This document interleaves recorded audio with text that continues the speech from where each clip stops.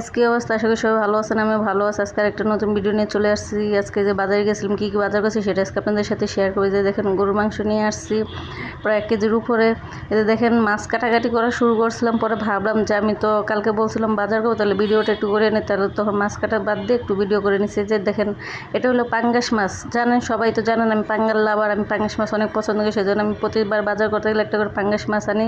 এই যে এটা হলো রুই মাছ, রুই মাছের যে এত দাম, সব মাছেরই দাম, কোনো মাছ 400 টাকার কেজিতে কোনো মাছ নাই।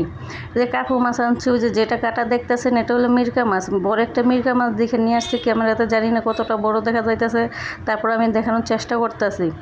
এই যে এগুলো হলো পাঁচমিশালি কাসকি মাছ, অনেক পদের মাছ আছে যে বলেও শেষ করতে পারবো না। পাঁচমিশালি মাছ আমার অনেক পছন্দ, মানে যে কোনো মাছ দেখতেছেন ভাই 400 টাকার কেজি তো কোনো নিচে কোনো মাছ নেই। আমরা সাধারণ মানুষ কীভাবে চলাফেরা খাবো, কীভাবে কী করবে। এই যে দেখেন দেশি পুঁটি, কত বড় বড় পুঁটি, এই পুঁটিগুলো তো আমার অনেক পছন্দ, দেখে অনেক ভালো লাগছে, সেজন্য হাফ কেজির মতো নিয়ে আসছে, বেশি আনি নাই যেহেতু অনেক দাম। টাকা নিয়ে গেছিলাম অল্প, এখন বাজার করতে করতে দেখি টাকা শেষ হয়ে গেছে, সেজন্য অল্প করে নিয়ে আসছে হাফ কেজি। মাছগুলো দেখেন কত সুন্দর, কত সুন্দর সুন্দর সাইজের।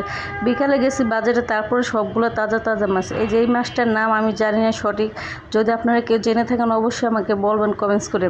আমি মাছটার নাম জানি না, তারপরে মাছটা তাজা দেখে নিয়ে আসছে। আমার মাছ ধরতে লাগতো অনেক ভালো, কিন্তু আমার কাটতে কাটতে অনেক দেরি হয়ে যায়, রাত্রে মানে কয়টা শেষ হবে আমি নিজেও বলতে পারি না। সেজন্য আগে কাটাকাটি বাদ দিয়ে আপনাদের সাথে শেয়ার করি। আমি অনেক মাছ কাটতে অনেক ঢিলা। আমি যখন আমার বাপ মার কাছে আসলাম তখন আমার মা সব কিছু আমাকে করে মাছ কাটা মেটা যা লাগতো সব কিছু করেছে। এখন আমি একা একা থাকি, সেজন্য আমি কিছুই করে উঠতে পারি না, যেহেতু আমি আগে থেকে কোনো কাজ শিখি নাই, সেজন্য এখন আস্তে আস্তে করার চেষ্টা করতেছি, আপনাদের সাথে শেয়ার করতেছি। যে মাংসগুলো দেখেন বিকালবেলা মাংস আনছে, এই জন্য অতটা ভালো পড়ে না, আমি বুঝতে পারতেছি। আপনারা কী বুঝুন তা জানি না, আমি নিজেই বুঝতেছি একটু ভালো পড়ে। যে মাছ দেখেন ফাইনালি কাটাকাটি শেষ হয়ে গেছে। যেখানে 2 রকমের মাছ আছে একসাথে ধুইয়া তারপরে নিচ্ছে, যেখানে 3 রকমের মাছ ধুইয়া একসাথে নিচ্ছে। ভাই আলাদা আলাদা ধুইতে গেলে মাথা মতো নষ্ট হয়ে যায়, সব একসাথে ধুইয়া লবণ টবণ ভালো করে ধুইয়া টুইয়া আলাদা করে নিচ্ছি।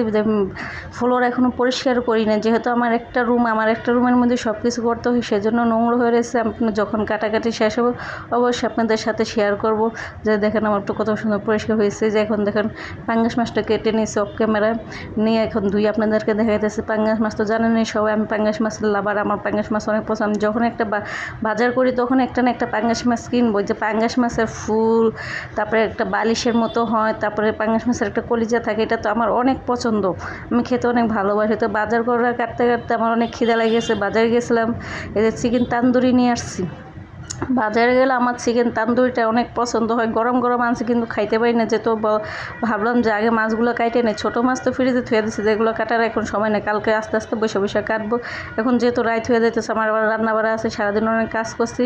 যে দেখেন এখন আমি চিকেন তান্দুরিটা খাবি। যে দেখেন ভিতরে ভরপুর চিকেনের অভাব নাই। এদের দেখেন আমার তো দেখে লোভ সামলাইতে পারি না, আমি এক কামড় নিয়ে খেয়ে ফেলাইছি।